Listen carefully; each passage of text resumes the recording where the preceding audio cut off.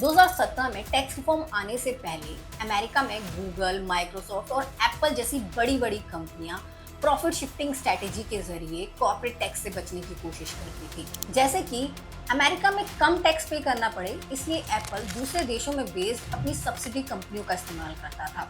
उसकी intellectual property, trade, software design और trademark Ireland, Netherlands और बर्मुडा में बेस्ड कंपनियों के नाम पर थे।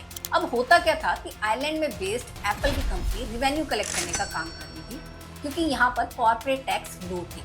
फिर इसके बाद इस पैसे को नीदरलैंड में बेस्ड दूसरी कंपनी में भेजना पड़ता था, ताकि यूरोपियन यूनियन के टैक्स ट्रीटी बेनिफिट मिल सके और रॉयल्टी पर किसी भी तरीके का विदहोल्डिंग टैक्स ना लगे। और फिर आखिर में सारा का सारा पैसा बर्मुडा में बेस्ड एप्पल की कंपनी में पहुंचता, जहां पर कॉर्पोरेट टैक्स 0 है। और यहाँ से कंपनी सिर्फ उतना ही पैसा अमेरिका लेकर जाती जितने की उसे ऑपरेशंस के लिए जरूरत है, और बाकी पैसे को यहीं से री इन्वेस्ट कर दिया जाता। इस स्ट्रैटेजी को double Irish with Dutch sandwich कहा जाता है, जिसका इस्तेमाल सिर्फ एप्पल ही नहीं और भी कई दूसरी बड़ी कंपनियां करती हैं। 2020 में यूरोपियन यूनियन ने इस स्ट्रैटेजी को बंद करने के लिए कई नए रिफॉर्म्स लेकर आई थी, लेकिन अभी भी कंपनियां इस तरह की प्रॉफिट शिफ्टिंग रूट्स का इस्तेमाल करती ही हैं।